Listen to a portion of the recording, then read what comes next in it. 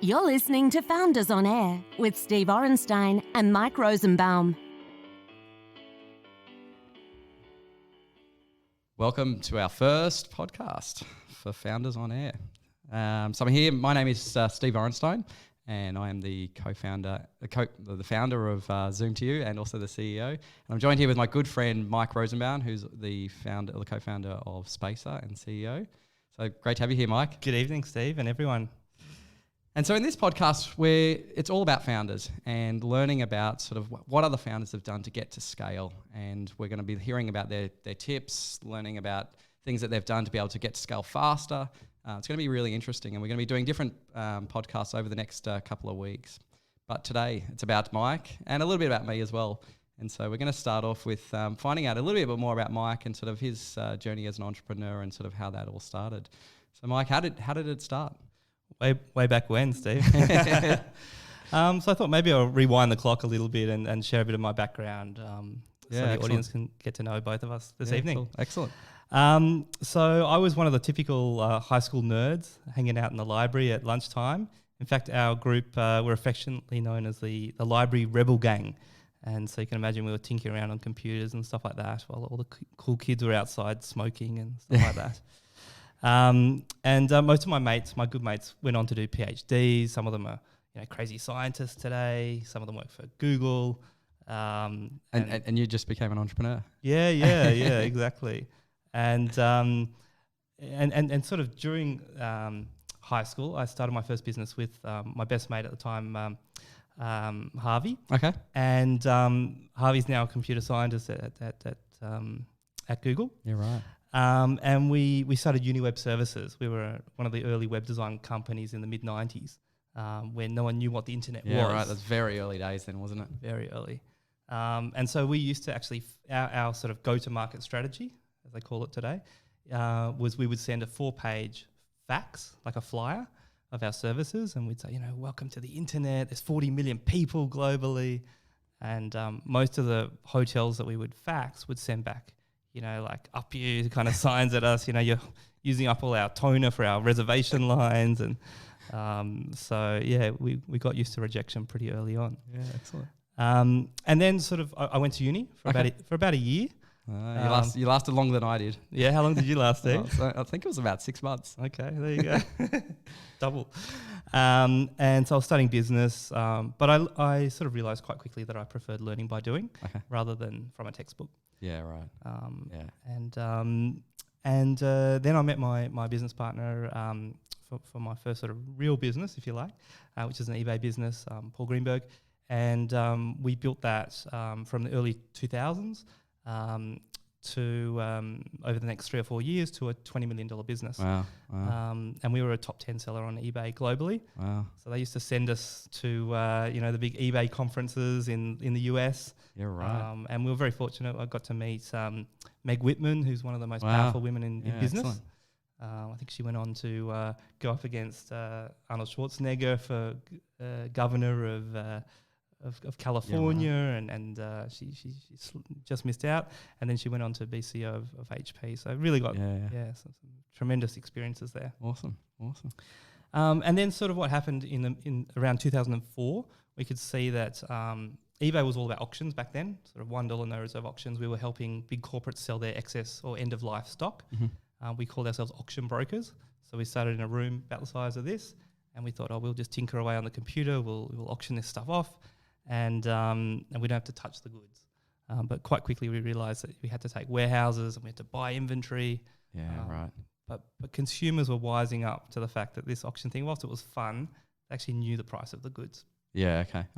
So it was really early days of e-commerce, and so we started Deals Direct, and it was sort of fixed price, no bidding, no waiting was our early slogan, and we really focus on kind of great products, great prices, really quick delivery, which is kind of assumed today. Yeah. But back then, 15 years ago, it was unheard of. And it wouldn't have really been quick delivery, would it? A couple of days. Not as fast as Zoom to You. That's right. We needed you.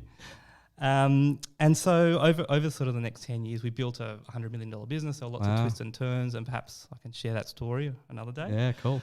And at our peak, we had 200 staff, worked with some amazing people over the years. All right. And we had a 20,000 square metre warehouse at the end. So that was, a couple of football fields the size. So it's very techie of you to have a massive warehouse. Very techie, absolutely. Really, it was a traditional business, just, tech as the enabler. Yeah, okay. And we actually listed on the ASX in early 2014. And then we got acquired 10 months later by a bigger business, Grows Online. Yeah, right. And then I sort of was wondering, well, what next, And I guess that's where you sort of Spacer came along. How did that all sort of start, and how did that happen? Yeah, exactly. So I sort of navel gazed a little bit, not for too long, for a few months. I said to my wife, we had a newborn at the time. I said, let's jump on Airbnb. Let's get a rustic shack somewhere in Tuscany. I had this romantic ideas. She said, yeah, you can go on your own. We might be here when you come back. I thought, all right. So I asked for permission. Could I go to Silicon Valley? Okay. Okay. It's sort of Disneyland for nerds, right? Yeah, absolutely. And so I went there on a couple of trips and met with lots of entrepreneurs. I was fortunate enough to go to conferences like TechCrunch Disrupt. Okay. I got to hear like the Winklevoss brothers spruik Bitcoin, and I got to hear Adam Newman talk about the WeWork philosophy. Yeah, right. This is sort of 4 or so years ago. It was really exciting times, and I really got present to the opportunity of the sharing economy. Okay. And it was something that I just felt like I really wanted to get involved with. Yeah, right. And that's where the idea of Spacer was born. Yeah, excellent. And so I came back, and my business partner Roland, Tam, and I got started. So that was late 2015. Okay, so we're now 4 years in. Yeah, coming up to our 4th birthday. Excellent. Cupcakes coming up. And what was in the early days of building those marketplaces, it's really challenging. Having to build supply and demand at the exact same time. Sort of, how did you go about doing that? Look, any startup's really challenging initially, and when you look back at it, things happen really, really slowly. Even at the time, it feels a bit slow. But I guess so not overnight successes. Definitely not. A 10-year overnight success. We're only 4 years in, and we sort of say like it's still day one. Yeah. Certainly, we have some traction today, which is. But look, I think the experience was quite similar at Deals Direct. And what we used to say back then in retail land was that he or she who has the stock wins. And so it was very similar in a two-sided marketplace, particularly an asset sharing marketplace, where it's all about the supply. So really, even today, we still just focus on supply, good quality supply at the right price in the right areas. Yeah, okay. So in our case, that's, garages and car spaces, in sort of wanted destinations. Yeah, okay. And how did you go about getting that supply? So we tried anything and everything. We've made lots of mistakes. We've spent thousands, if not tens of thousands, on some ideas which never worked, like sending out glossy flyers to hundreds of thousands of homes because that worked in my old business, and we thought that's definitely going to work. Should have maybe tried with a smaller sample size. Yeah, right. But we did door knocking. Telly sales, we did market stalls, the Glebe Street Fair. Yeah. And we learned a lot. Each time we sort of learned more and more. In fact, one time at one of those streets fairs, it was like 100,000 people going up and down the street. And of course, they weren't interested in, renting out their garage or whatever. They're more interested in like the cool food and all the activities that were going on. But we had this really glossy flyer, and it had a picture of a beautiful house on the front and had these little arrows saying, earn $200 from your attic at the top and $300 from your driveway. And they thought we were selling a house. So we learned quite quickly how to fix our messaging and marketing. Cool. And, over that this last 4 years, what's been the three really big things that have helped you get to scale? So one thing that we're big believers in is the power of PR. It's certainly not an overnight panacea, but Roland and I have both seen that in other businesses we've been involved in, and it helps build credibility for what you're doing and builds awareness to a broader market, which you kind of grow into. And when you get those pieces where you do get like something in the papers or on TV. So what does it look like from a business point of view, and how do you see that? You definitely see like that short-term burst, that spike, and everyone gets excited, and then it sort of settles back down to normal. But normal sort of steps up each time as well. Yeah, okay. So the new normal is sort of at a higher benchmark. Yeah, cool. So that's number one. And on that, on PR, like if you're a new founder, like what sort of amount of money do you think you need to be sort of spending on getting that PR? Well, there's different ways. I mean, some founders will go out and do it themselves, and others will, engage with an agency, which is what we've done. Okay.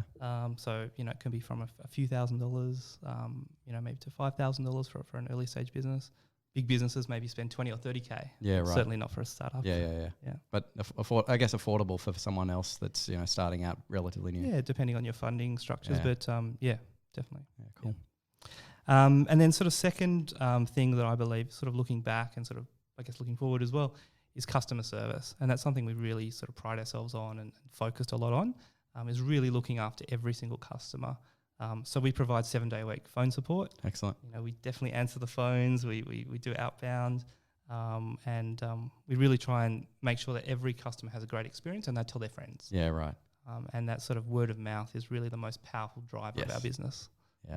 Again, very, very difficult to kind of pinpoint whether that works early on, but certainly as you grow, you sort of you feel the benefits. Yeah, right. Yeah. And do you start to see that in sort of when you're looking at like your analytics? Are you getting sort of more people sort of searching for the keyword of space or that sort of stuff? Definitely. Build your brand. And then, we ask people in the checkout, how did you hear about us? And it's predominantly family and friends today. Yeah, right.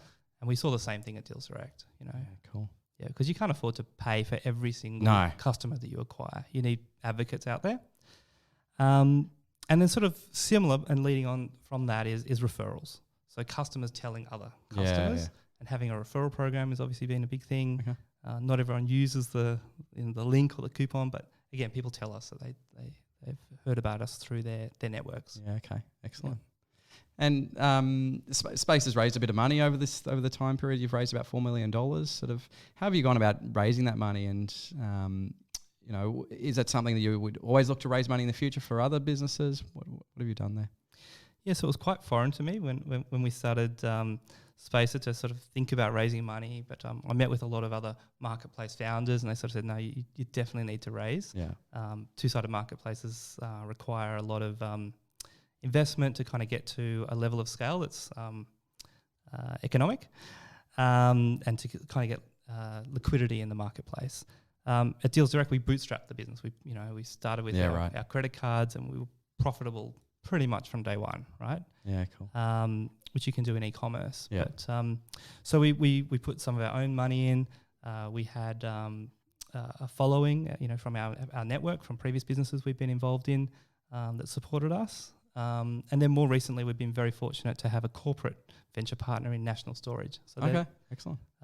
They're the largest in storage in Australia. They're a listed company, and they've been really supportive, as have all our investors. And we tap into them for their the doors that they can open and their networks, as well as use them as sounding boards. Yeah, excellent. And how did you come across them, and how did you get them? Yeah, it's really interesting. So I guess the industry has always seen us as a disruptor. We don't necessarily see ourselves as that. We see ourselves more as an enabler.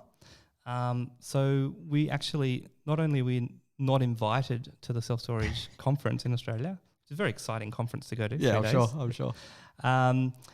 We actually rejected. So we sent in our $1,500, and they sent us back a check in the mail. And I showed my staff. They didn't know what a check was, So we had to go and bank this thing. But so we actually went to Southeast Asia. We went to Singapore to the Asian self-storage conference because we weren't allowed at the local one.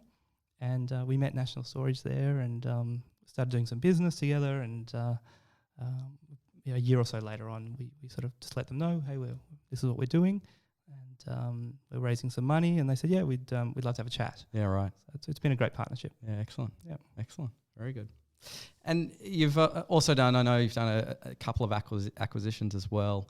It's kind of unusual for an early stage startup to do some acquisitions.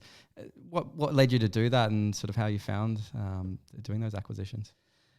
Very unorthodox, particularly in Australia, as absolutely. we learned when we went and met with VCs.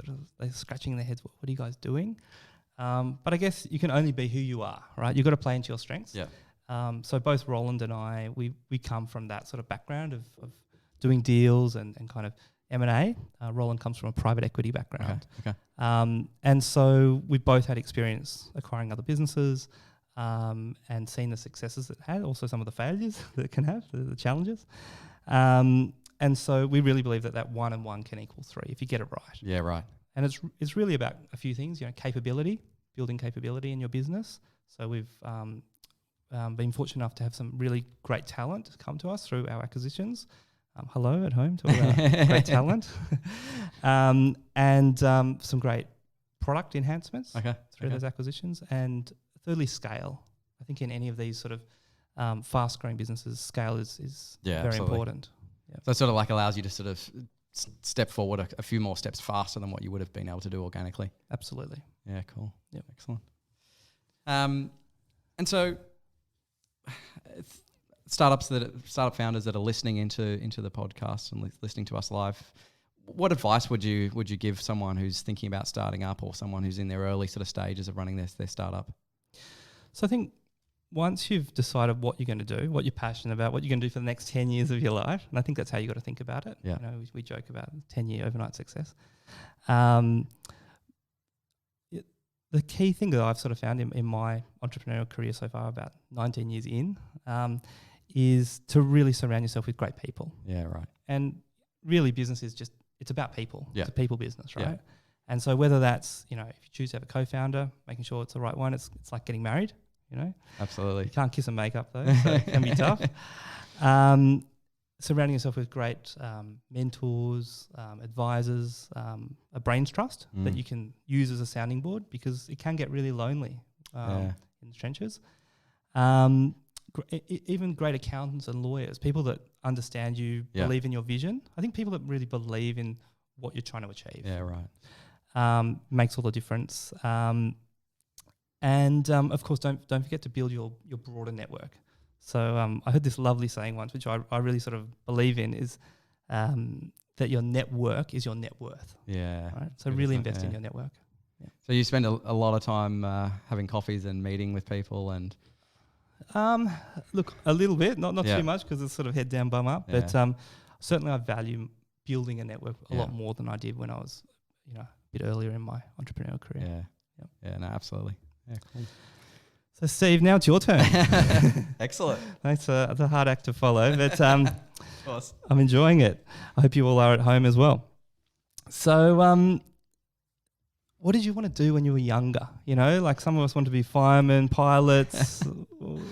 Look, I think from a very early age, I always wanted to run a business. I just love the idea of being able to build something, and whether it was, building a business or building some furniture. I think I did a bit of carpentry when I was in high school. I really enjoy just building things, and that's what I saw, a great opportunity to being an entrepreneur is to build a business. There's been a lot of businesses in our family and generations of businesses being built through the family. And so that's really what I wanted to do. I got a little bit sidetracked in going to uni for a little bit, but I was very, very pleased to leave uni and continue to build a business. That's great. So you knew from an early age. What age would you say you knew from? I don't know, maybe like 14, 15. It was pretty early, I think. Yeah, great. And so how did you get started in this sort of entrepreneurial life that you're living today? So I left school, went to uni, and then I was sort of doing a bit of part-time work as I was at uni, working as an IT consultant for a very small company at the time. And it was just me and the owner. And I was learning a lot about, fixing computers and setting up networks and working with the owner of this business. And what he found out soon after I started is that he wanted to focus on building software and wanted to basically sell the business. And so we struck up a deal, managed to secure to buy the business from him. It was relatively small at the time, and left uni and started to go full time. And that was the really early days, and from there it just sort of continued on. I grew that business till we had about sort of 12 people. Learned a lot about running a service business and the challenges of running that and how to get to scale and all the problems around running systems and processes. It was a real nightmare of a business, but a very good one to start with because I learned so much through that journey in the early days. So you got the bug? Absolutely. And so Zoom to you, that's your second, third, fourth business? Look, it's probably at least my fourth. Yeah, right. There's been a few sort of small ones in between, and even between, I had a business called Connect to Field, which was a job management and scheduling application. So it was a SaaS application. End of 2013, it got acquired by a company out of the US called Fleetmatics. And so after I spent about 6 months working in the business after it got acquired. Really sort of loved running my own business and didn't love working for anyone else. And so I think I woke up the one morning and just decided that I've got to go back and start running something. And so I left with actually no real plans of what next to do, and was sitting there with one of my old shareholders, and we're just having a coffee, and my mobile kept on ringing, and I couldn't work out why. Someone was ringing me, and 3 or 4 times, and Wasn't your mum? and it wasn't my mum. And I rang the person back, and it ended up being a courier. And the courier was like swearing at me and was so annoyed that he'd been trying to deliver this parcel to my place 3 times, and I still wasn't there, and he'd already left, and he wasn't coming back today, and blah, blah, blah. And I'm like, this is just like ridiculous. Like, technology could solve this. Like, every person has a phone, they've got GPS coordinates on that phone. We could actually tell someone, and if I knew that he was going to be there at a particular time, then I would have actually been at home. And that got me sort of thinking, and looking at what else had been happening in the ride-sharing space throughout the world. And I was like, I think I can build something that can solve this. But you're never 100% sure as an entrepreneur until you do some sort of market testing. And so then I said, okay, well, I'm gonna build something. I'm gonna put up a website, and I put a fairly generic website up, and I started buying AdWords, and I put up a phone number, made it all look like it was actually fully running. And so we started to see, like, well, what sort of inquiries could I actually get? And so what I started to realize is I could get inquiries, and people were actually ringing, and then I was saying, sorry, we don't actually operate just yet, but we will be soon. And within 2 or 3 months we launched, and we started with 1 or 2 deliveries a day, and going through the platform and connecting drivers with customers, and now we can be doing thousands of deliveries in a day. So it's amazing. Yeah, it's grown fairly rapidly. Where were you back in 2004 when we needed you at Deals Direct? That's it. So you started a number of businesses. You've been around the block a couple of times, you might say. How do you keep yourself refreshed, re-energized? How do you keep yourself sharp? I think that the best thing is, you've got to be building a business that you're really passionate about, and you've got to be really passionate about solving the problem. And every business is about solving a problem. And so you've got to be a good problem solver, and you've got to like solving those problems. But you can't do that unless you're really passionate about solving it. And for me, it was, the delivery space I thought was so out of date. People in the industry been doing the exact same thing for the last 20, 30 years. They had no understanding of technology, of what technology could actually do. And so I knew I could solve it. And so that made me really passionate about doing that. And so that passion is, I think, really, really important. And, as a founder, you've got to think about, this isn't a journey that you're going on for 1 year or 2 years. It's highly unlikely. It's more likely to be 5, 10, maybe 15 years that you're going to go on. So you've got to make sure that you're going to be passionate about solving that problem. Yeah, great. So what were some of the ways early on that you sort of learnt to acquire customers effectively? Yeah, look, I think we did a couple of interesting things. PR was also really, really good for us. I didn't do that as much in our previous business. As we got acquired, we did start to do a bit of PR, and I started to learn a lot around PR. And then, as we launched with Zoom to You, we used a lot of PR, and you could see, as you could see, the spikes that you got when you were on the news or on Sydney Morning Herald, etc. So that PR was a really good thing. But also we did some interesting things. We bought some domain names. So one of the domain names we bought in the very early days was samedayexpress.com.au. And we spent, a bit of money in buying it. It's, tens of thousands of dollars, but not hundreds. And this site actually already ranked inside Google. It had a pretty poor looking website, but it ranked for some really good keywords. And so instantly it gave us the traction that we needed to get to momentum. In these marketplaces, you have to get to a level of scale. Otherwise, it's really hard to build it. And these businesses become easier and easier as you get to more scale. And so that domain name really, really helped us get that scale really quickly. Instantly, there was traffic coming through to the site. It helped feed the core brand. It set outside it as a separate brand on its own, and we didn't just direct everything to Zoom to you, but it worked really, really well. Yeah, cool. One of the really interesting things I think about your business is that you've got a large offshore team. You've got about 50 people in total. Is that right? Absolutely. So tell us a bit about, how did you get started with offshoring? Why did you do it? Was it a price thing? Was it a service thing? What's it all about? So we run a team in Manila, but also in India. And one of the biggest things for us in sort of going out into Manila was to look at, how can we get customer service people? And it was funny, in the early days, the business was starting to accelerate. We were doing really well. We were getting lots of inquiries, and I couldn't actually hire staff fast enough. It was really challenging, to hire customer service people in Australia. And then when you did hire them, they weren't actually that great. And so going to Manila was basically not out of choice. It was like necessity. We had to do something. And I was like, well, I'd heard someone else had done it. So I thought, well, I'm just going to give this a shot and see how well this could work for the business. And so I just approached an agency, and we managed to hire, our first employee over there in Manila, and it worked really well. And that sort of evolved over a period of time to now where we've got our own company set up there. We've got our own offices are set up there. And, we've got office managers and people that run the business there, and it works, exceptionally well. It's beautiful. I've been there. It's a bit like a Google office. So, Steve, if there are founders out there listening that are thinking about offshoring, but they're a bit uncertain where to start, what would your advice be? I think the biggest thing is to start small. Go with an agency that makes it really easy for you to get started. That's the first thing, and start with something small. So whether it's just you're hiring the one person, don't go hire like 5 people in one go. You'll learn a lot through that first person, and keep in mind, in any instance, like when you're hiring staff, you can hire the wrong person, and so whether that's in Australia or whether it's overseas. So you need to make sure you've got the right person. And if you've got the wrong person, then you need to move that person on really quickly and get the right person on board. But start small and then just start, and you'll slowly start to learn so much about that.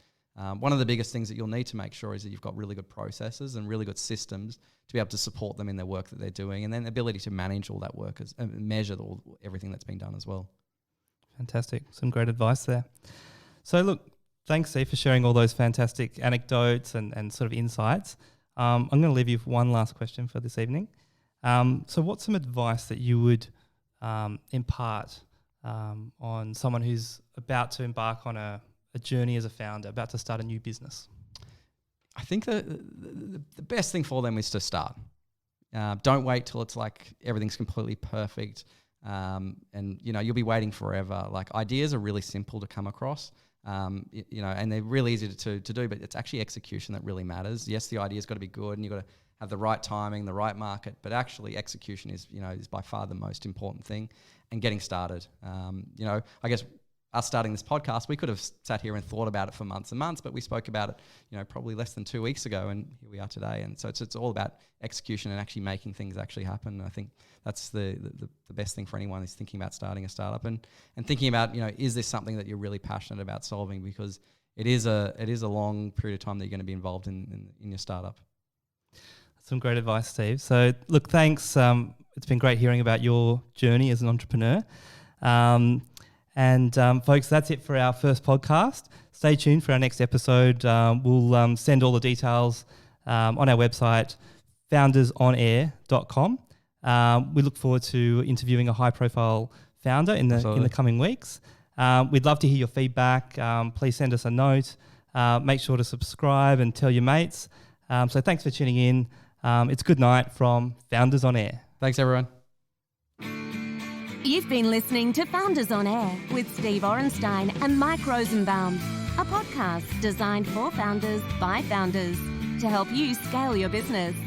For show notes and to ask questions for future episodes, go to foundersonair.com. Thanks for listening, and don't forget to subscribe. We'll see you next time.